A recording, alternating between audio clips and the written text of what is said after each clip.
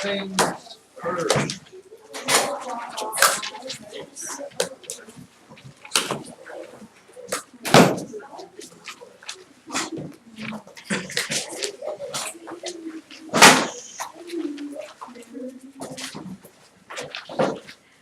First thing we talk about today is multiples. Quite frequently confused with factors, and unfortunately they're not the same thing. Any number has a certain amount of factors. Any number has endless multiples. And if you remember from last year, when we talk about multiples, really the easiest way to think about multiples is it's like when you're counting by a number. So for example, if I wanted the first 6 multiples of 7. First 6 multiples of 7.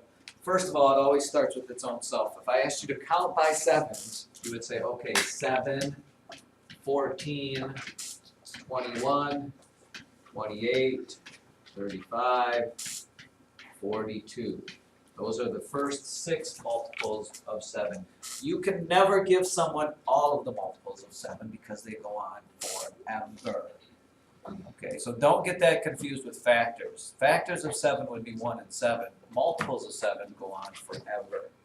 Now, why do you suppose it's important to know the multiples? They're a very handy sort of thing. Mostly because if you know your multiples, then you know your multiplication tables.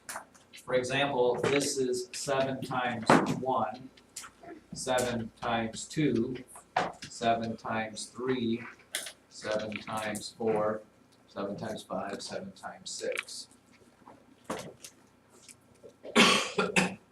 That way, if the book asks you this, what is the 9th multiple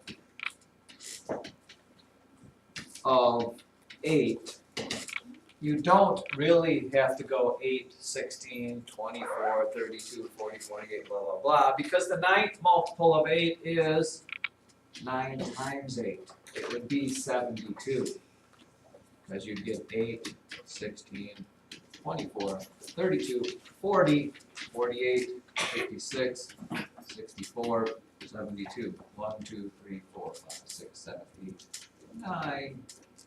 So you don't have to write out all the multiples if they ask you that. You just can multiply 8 times 9 and get 72. Are there any other questions that they would ask you? What is the 8th multiple? No. Any questions on multiples? Because that's not quite the end of it. All right. Another blank piece of paper under division.